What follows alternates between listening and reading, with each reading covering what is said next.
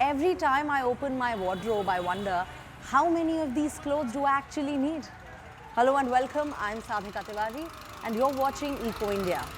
The fashion industry contributes to 10% of global carbon emissions. From spinning, stitching, dyeing to transporting and finally ending up in the landfills, the clothes that we wear contribute to harming the planet in many different ways. So today, let's step into a world where our fashion does not have to come at the cost of the environment. And it might even inspire us to rethink our own closets. Buying new feels exciting, but how long before these clothes go out of trend, wear out, or we just get bored? As fast fashion picks space, the gap between what we buy and what we responsibly discard is increasing. 80% of the clothes that we discard end up in landfills. But some people in Navi Mumbai are trying to change that. Let's see how. It's a consumer paradise. Whether modern or traditional, these stores have something for everyone. Sejal Sachdeva from Mumbai loves browsing in her favorite boutiques. She buys at least 4 new garments a month. I'm a mother as well as a business owner, and I have a need to buy clothes very often because I like my wardrobe to look fresh. My looks have to be different because school drop-off, pickups, work meetings. So I like to dress up accordingly. What Sejal Sachdeva may not think about is where her discarded clothing goes. It ends up in landfills outside the city where it pollutes the environment. Across India, 7.8 million tons of textile waste are generated each year. Just like with other waste, much of it lands in an incinerator. The trend towards fast fashion means more and more clothing designs are copied and produced quickly in large quantities and cheap quality. So textile waste is likely to increase further. The purchasing capacity has comprehensively increased in India. At the same time, the number of time one garment is owned in India or by a consumer has also decreased. One way to reduce the mountain of textile waste would be to recycle it. But once clothes end up in landfill, together with household waste, they become dirty and stained and unsuitable for further processing. Then there's another problem. These garments or these textiles are heavily blended. More than 50% post-consumer textile waste is blended, not made out of any pure one fabric, which is why it is very difficult to recycle, difficult to manage. This textile recovery center in Navi Mumbai is looking to bring change. 200 kgs of old clothes arrive here every day. Special containers have been set up in nearly 150 residential communities, where residents can dispose of their old clothes separately from their household waste. Workers from various local organizations sort the clothes according to quality and material. There are clothes with tags and clothes without. The ones with tags are set aside for reuse. Those without tags but still with good quality fabric and color that probably haven't been used much are also reused. The upcycle pile is for denim, track pants, shirts, etc. that can be turned into another product. Downcycling is for a dress that maybe has a stain or something with a tear. Those items are separated for downcycling. The recovery facility began operations in October 2024, giving work to 80 women. They are employed by a non-profit that is a partner in the project. It was the Navi Mumbai Municipal Corporation that set up the recovery center. It remains a key sponsor. We wanted any garment that reaches the center to enter a circular process, not a linear one. A circular process ensures that what comes here is used up completely, generating an economic industry in the process. In the upcycling department, processed textile waste is turned into bags, jewelry, stationery, and jackets. On the other hand, stretchable clothes like leggings and t-shirts are turned into table runners, bags, and soft toys. एक भी कपड़ा हम एक चिंदी भी miss We make waste sure जाने नहीं that we देते. don't waste हम a छोटे single छोटे piece of जो clothing. We use up all clothes the होते हैं scraps as well, उनको एक gathering पोटली them में into कंटेन balls and करके making different फिर products वो with them. सारी चीज़ें बनाते हैं. तो From हम individual threads धागे से to big लेकर clothing बड़े से items, बड़ा we use up कपड़ा हम everything. पूरा यहाँ There पर is no यूज़ concept करते of हैं. use and यहाँ throw use here. And throw वाली चीज़ कोई सी भी नहीं है. The recovery center is a success story for the city. Last year alone, 45 tons of old clothes were upcycled into new products. The center is not yet self-sustaining, but it's still a worthwhile project. Textile committee और The ministry of Textile Committee ध्यान and रखती Textile कि Ministry एक अच्छा wanted to सा use this system बने pilot to build a और good system इसको that could be और भी ज़्यादा replicated by other populations municipal में corporations. replicate कर पाए. तो I'm ये proud to भी say मुझे that there are बहुत many other city corporations that खुशी visit होगी ये this center, बताने के लिए like कि the यहाँ Indore बहुत सारी Corporation that corporations visited us हैं. today. जैसे इंदौर आज Even visit some from the करती है, Mumbai या Municipal MMR के Corporation कुछ have come, corporations है, and और smaller भी local other bodies too. small local bodies है, वो भी A आती delegation from the है. Asian Development Bank was का also here. delegation आया था. The recovery center can't yet process all textile waste. Low quality fabrics from the fast fashion industry in particular are a problem. तो वही challenge है, मतलब technique. That is the challenge, to find the right technique to be able to recycle them. Not enough research and development has been carried out yet. So we need to explore this in more detail. Explore करना चाहिए, तो वो challenge है. Waste management experts believe the textile industry itself should be held accountable. This is known as Extended Producer Responsibility, or EPR. India already has laws governing EPR for some types of waste, but not yet for textiles. An EPR and a comprehensive EPR policy can secure not only sustainable manufacturing from the part of the brand owners or the manufacturers, but also sustainable designing to increase its longevity, its end of life. An EPR policy could also require manufacturers to take back clothes and implement recycling schemes. Sejal Sachdeva doesn't yet have a container in her neighborhood. But more are due to be added soon. It would also help if consumers wore their clothes longer and replaced them less often. But that's another story.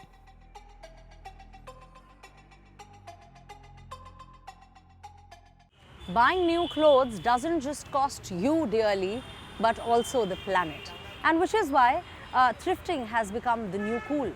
Buying second-hand clothes feels like a responsible way to dress and also a great alternative to fast fashion. But just because these clothes come at a really cheap cost, should that absolve us of the guilt of overconsumption? Let's take a closer look at the rise of second-hand clothes in the world. I want to get a black t-shirt. Nothing fancy, just 100% cotton because I want to wear it in summer. But I don't want to get it new. Not just because I'm on a budget, but also because I don't want to add to the mess. To get my t-shirt, I came to this vintage shop, which didn't look like I expected it to. Okay, it's very industrial chic in here. You can really tell that second-hand has had a glow up. There's so much style, makes me feel pretty basic. Clara Metzger manages the shop. She unpacks 75 kilograms worth of clothing every day, but she can't resell all of it.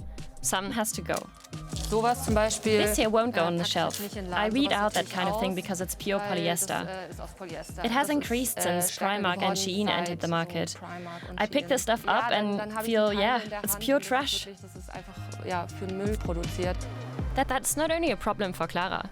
Liz Ricketts set up a foundation which picks up 20 tons of textile waste along Ghana's shores each week. We cannot solve this fashion waste crisis if we do not get serious about the root cause, which is overproduction. Studies say 10 to 30% of all clothes produced are never sold or worn. Although we're getting better at things like recycling, as we covered here, it's not enough because we keep making more stuff. When new collections drop every other week, it kind of defeats the point.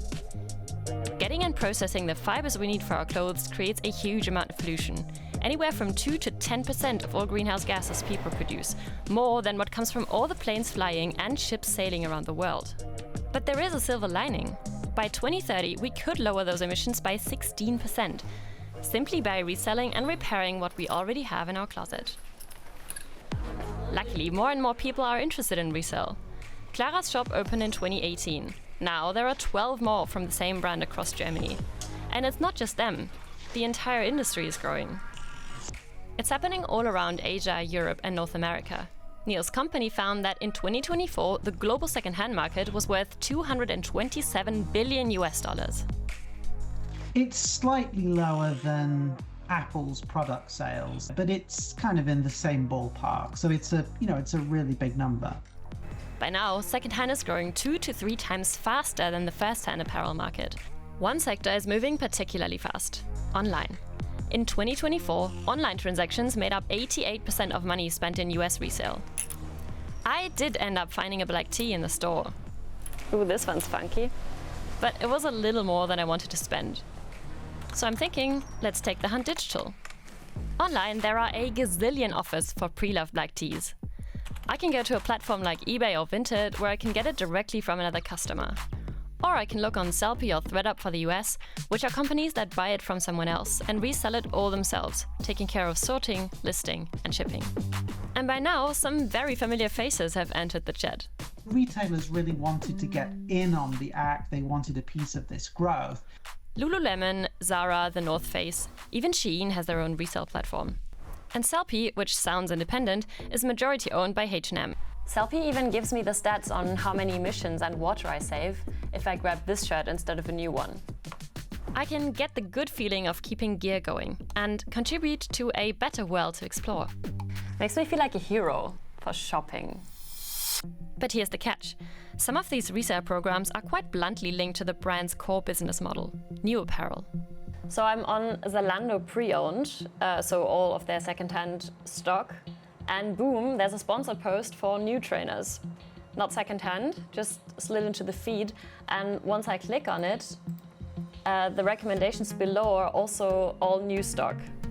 Sneaky.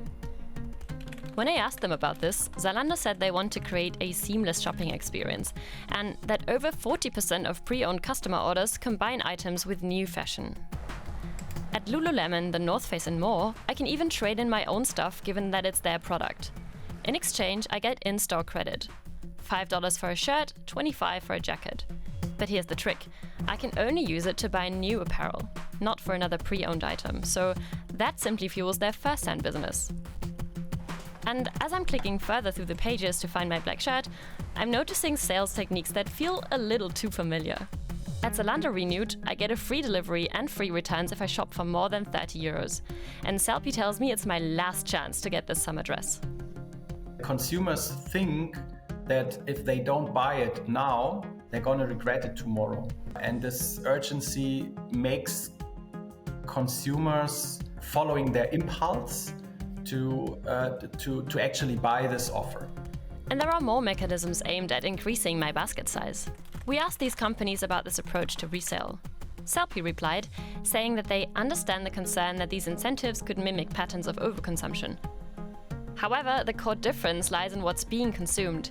Each item sold through Sellpy is already in circulation. So the question is, can I actually overconsume secondhand? To find out, I went down a rabbit hole, but bear with me. This study calculates the environmental impacts of our clothing. And spoiler, what it really comes down to is not whether you buy it new or secondhand. It's how much you actually wear it. Let's take 3 typical shoppers who just bought a shirt. Billy holds onto it for 80 wears, and Robin wears it an average of 40 times. Kim only wears it 10 times before tossing it, so she'll need to buy way more shirts than Billy. These bars represent the emissions from each shopper buying a new shirt. If they shopped it second-hand, the bars would shrink to this, but they wouldn't go to 0. The research has found that the environmental cost of producing a shirt stays with it throughout its entire life, even if it's sold on to someone else. That means that buying a second-hand t-shirt but only wearing it a couple of times before chucking it out can actually be worse for the environment than getting a new one and wearing it often. In other words, second-hand shopping isn't a free pass to overconsume. The bottom line is, we need to make better use of the clothes we own. If we fast fashion the second-hand market, the planet still suffers. What we wear and how it's made matters. And even as we make choices that are better for the environment, we've got to stay en vogue, of course. So imagine wearing A jacket that's actually alive. Sounds wild, right? There's a style in Brussels that stems from a tiny organism that we all know, the mushroom. So let's go meet this woman whose science could create the next big sustainable fashion trend. Fashion made from living organisms? Ana Ololade Shogosonya is doing just that. She's made this jacket out of fungus. I'm actually quite proud, yes, indeed, of this. It was kind of a big challenge that I took. Anna's fungus leather is waterproof and biodegradable. Her vision is of an intelligent material that can heal itself like a living organism. But more on that later. At the Brussels Free University, the bioengineer shows us how she creates the organic textiles. So this is a mycelium skin. So this is basically only mushroom. It's ready to be harvested, so I just grew it on a liquid surface, and now I'm just like taking it out so that we can make a material out of it later. It all started in this petri dish. In her lab, Anna reproduces the underground root system of the mycelium fungus, which normally grows in the woods. The tiny threads grow and weave themselves together into this artificial leather skin in just 3 weeks. I'm always excited to harvest the skin and trying to see, like, did anything different happen from the previous times, trying to understand why. And I actually really like these very hands-on parts. Yeah, just touching and getting my hands dirty. She separates the skin from its jelly layer, a bit like separating real leather from its fat. The surface has to be even and smooth in order to make clothing out of it later. I'm treating the skin with some natural product, it's called glycerol, in order to keep it flexible. Just like a leaf, if it falls and it dies, it becomes brittle and very dry. And that's the same kind of thing that will happen to the skin if I don't add this product to it. I just wanted to keep it flexible and fresh, like if it were alive. The key word is alive. Anna's vision goes even further. Imagine you rip your jacket and it has some dormant units in there that can revive in a structured way so that it just repairs the wound. That would be one of our goals, and that's something that is currently being researched. Her idea of making clothing out of living fungi has gained Anna international recognition. Her fungus jacket was exhibited at Milan Design Week in 2025, introducing her invention to a wider audience. It's important to make things that are aesthetically pleasing or that have like a specific aesthetic so that people start thinking, oh wow, this is a new material, but this is how it could be used. It could look good, and it's also biodegradable. Elisa Elsaka is supervising Anna's project. I'm super proud about Anna because it's really rare that a scientist moves into a completely different other field, which is design. And she was able to really do that transition to bring it to a design exhibition, which is like super renowned. So where does Anna's boundless motivation come from? The young French-Nigerian woman knows firsthand how much of Europe's discarded clothing ends up in landfills. Instead of having a linear thing where you produce something that never degrades and then you just end up having it in the landfill, you biosource it, you use it, and then it biodegrades and gets back to nature. Although her fashion is not yet ready for mass production, Anna's journey proves that the future of fashion can be sustainable and innovative, as well as stylish.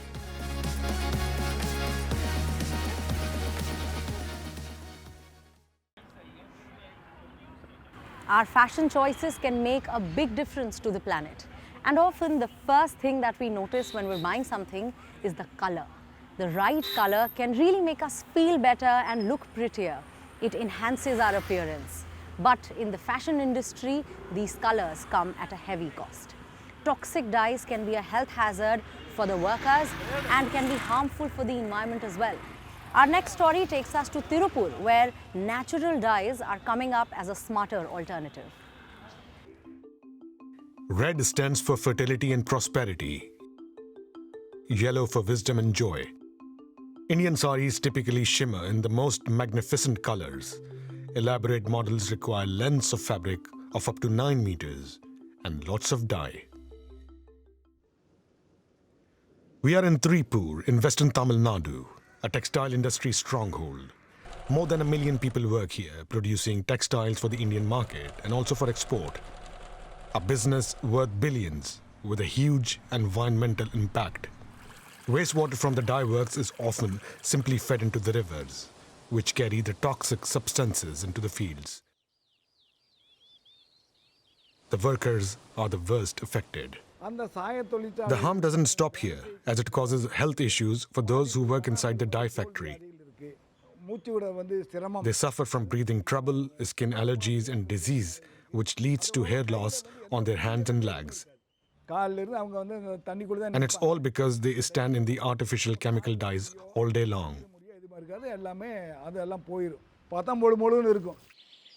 Gladys Alex wanted to produce fabrics differently, like in the old days, before corrosive chemicals. As a child, she spent a lot of time in her father's textile factory. I was around 14 or 15 when my father mentioned that a particular color came from leaves. I used to imagine how our ancestors had extracted and used dyes for the very first time with natural materials. And after that, I became obsessed with extracting dye naturally from leaves, fruits, and vegetables. Her father suffered from terrible skin problems contracted in the dye works. That spurred her on. Through a lot of experimentation, she learned how to make sustainable dyes today.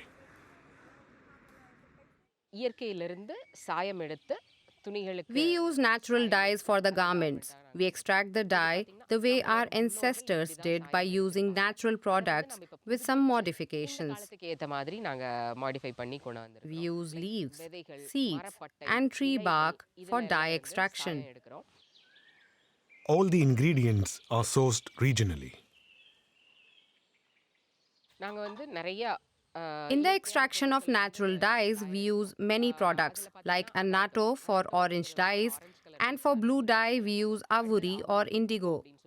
We also use pomegranate peel, ink nut blossoms, and many rarer materials for this process. The Indian textile industry is one of the biggest in the world. 1,700 large and medium-sized producers and about 1.5 million micro-enterprises operate here. Industry experts estimate sales worth $85 billion, or more than 82 billion euros, for 2025 alone. But so far, sustainably produced textiles are rare. At first, reaching people with the concept of naturally dyed clothing was really challenging. They thought that the color would fade after 2 or 3 washes. But then we asked them to try the product just once, and now they have become our regular customers. Our business now markets to foreign countries out of necessity and also because they are well aware of the benefits of natural dyeing. I hope we'll reach this kind of awareness in India in the near future. But awareness alone is not enough when it comes to competing against mass-produced goods. Right now, our products cost twice as much as others, comparatively speaking. However, if the number of customers rise, the cost will eventually decrease as we can get the raw materials for a low cost. So when the demand is there, the price will lower. Gladys Alex is a teacher by profession, but she hasn't taught for a long time. She is now the 7th generation to run her family's business. Today, that business is more sustainable than ever. That's all for today's episode.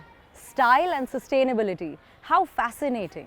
We've seen how creativity and conscious choices can make fashion a part of the solution and not just the problem. Have you tried ways of making your own wardrobe more sustainable? Share some tips with us. We'd love to hear. And do not forget to follow us on our Instagram at DW_environment for more stories like this. Cotton or polyester? What's better for the environment? Cotton seems like the obvious choice, right? Not so fast. It often takes a lot of heavy pesticides and fertilizers to grow cotton, and it needs loads of water. Over 5 times more water than polyester per kilo. So is polyester the winner? It's strong, durable and dries fast. Plus, polyester fibres usually cost less than cotton. But here's the catch. It's essentially plastic derived from oil, and it takes a lot of energy to make. Washing it releases harmful microplastics. Both fibres can be recycled, but most clothing ends up in landfills. So which should you choose? Thank you so much for joining us. Until then, take care, goodbye, namaskar.